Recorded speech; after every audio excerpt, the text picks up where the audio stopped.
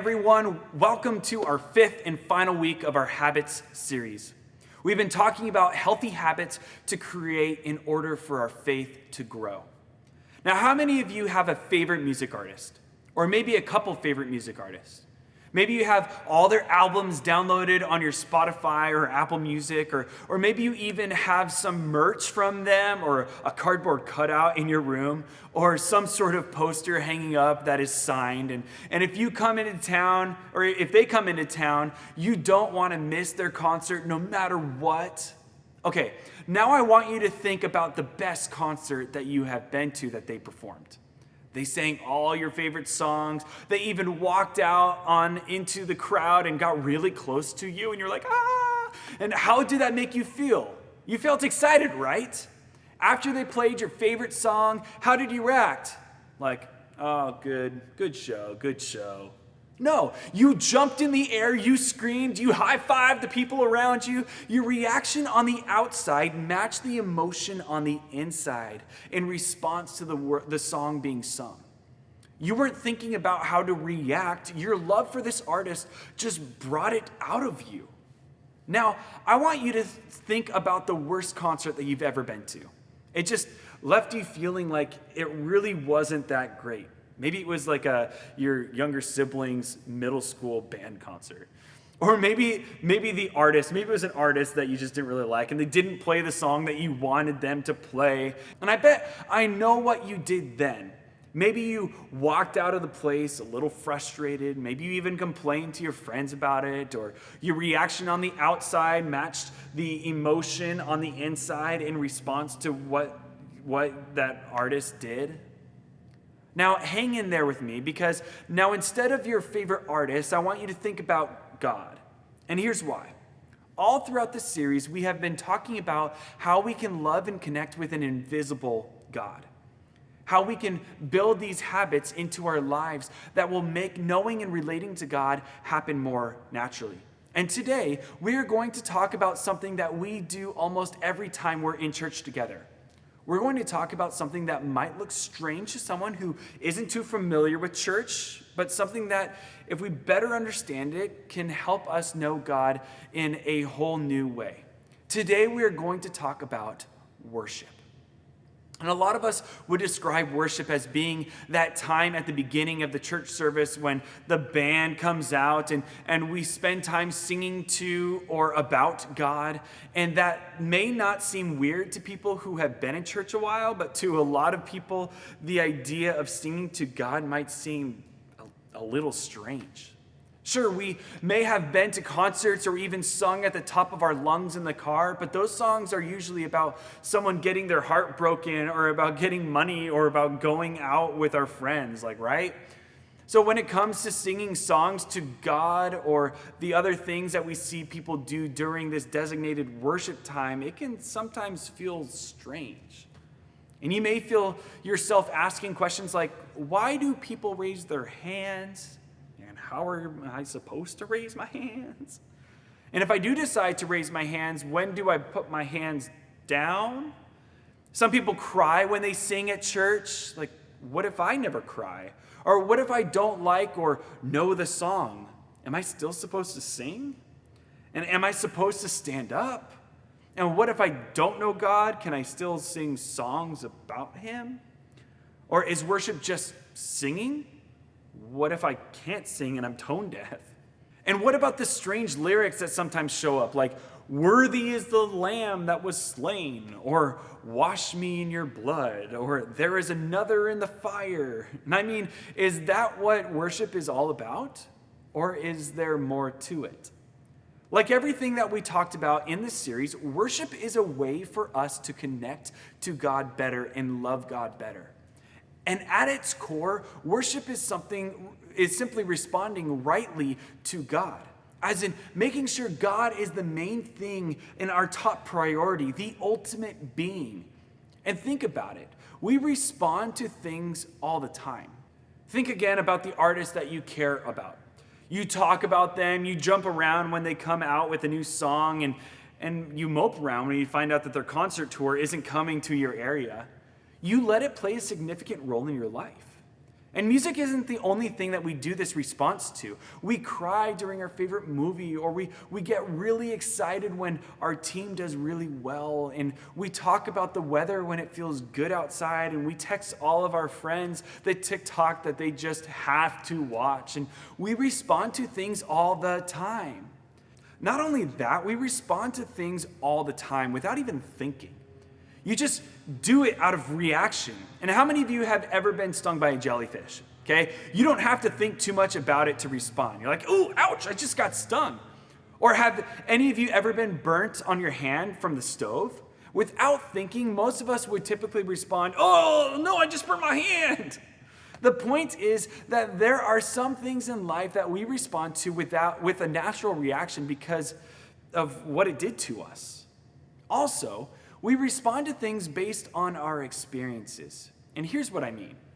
While you now jump for joy when your favorite sports team does well, you probably didn't always do that. What probably happened is that a family member or a friend responded to that way, and that's how you learned how to respond. The point is, there are some things in life that we respond to because we've observed the way others reacted to it.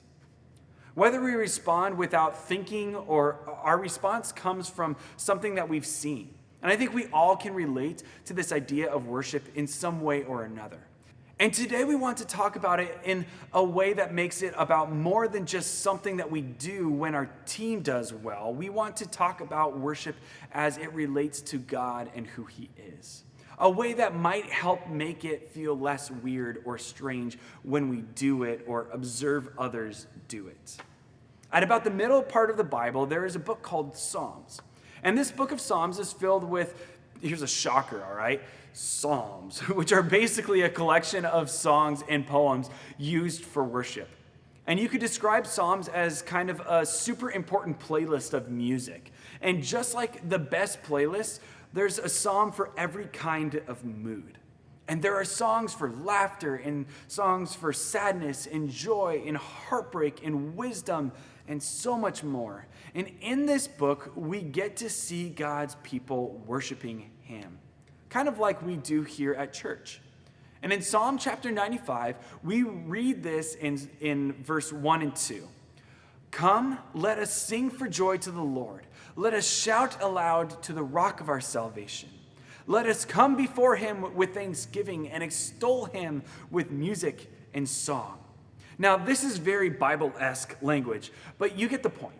The writer of the psalm is saying they're singing because the Lord was their salvation. They were singing with thanksgiving because God actually saved them from something, because God did something for them. They're responding on the outside, singing because of an emotion, this joy they felt on the inside because of something that God had done. He had saved His people. In other words, the psalmist's recognition that God was the source of this great thing that had happened. And they wanted him to know that they recognized him and the work that he did. In the same way, this psalmist's song reminds us that nothing in the world is more deserving of our praise and worship than God. So we do things like sing songs. Music helps us to take what we are feeling on the inside and demonstrate it on the outside. It puts words to our emotions and feelings. It captures a mood that we maybe can't quite capture with words alone. So think about it. Music fires us up on the field or in the weight room or in the music concerts and stuff. Music can make us happy when we've had the worst day. Music can help us focus while we are trying to do homework. Music can even be played in the background of a message like this. And for some reason, that makes us focus in more intently. God created music, and God knows that music is emotional. So it helps us channel our response to who He is and what He has done. The reason we collectively sing songs about God at church is to focus our emotions on Him. As a group, we declare that we're not a bunch of random people who meet just for the sake of meeting. We're people who worship God for who He is and what He has done.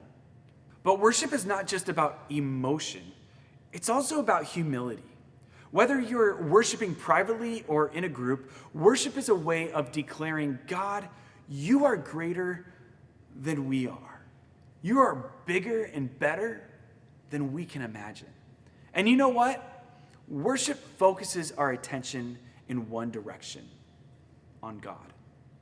However, music isn't the only way that we can worship God. In fact, a guy by the name of Paul writes about worship in a completely different way. And this is in Colossians 3:23. It says, whatever you do, work at it with all of your heart as working for the Lord, not for human masters. In other words, yes, worship is singing songs and participating that way, but worship is also bigger than that. It's a way to live in light of what God is. It's not simply about music. It's not even just about emotion. Worship is about living for God, doing it all with everything you got. It is about responding to who he is and what he has done in all areas of our lives. It's about getting God out of the church box that we might put him in and seeing him as a part of everything that we do. And when we see worship this way, we see how powerful it can be, because worshiping God helps us know him better. Because worshiping God includes saying and repeating what we know is true about God. It reminds us of who he is and what he has done. And let's be honest, we could all use a reminder sometimes.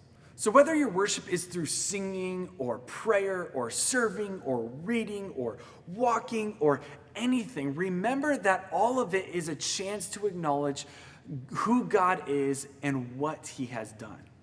That's worship. That's a habit worth getting into. So this week, let's work on changing the way that we think about worship from just being a 15-minute time slot on Sundays. Let's try to see it instead as a time slot in our everyday life. Everything you do every day can be an act of worship, because everything you do every day can be a response to God and who he is. So here are some ideas on how you can get started. Number one, get a Spotify playlist going of worship music and listen as you work or as you study or as you run, whatever.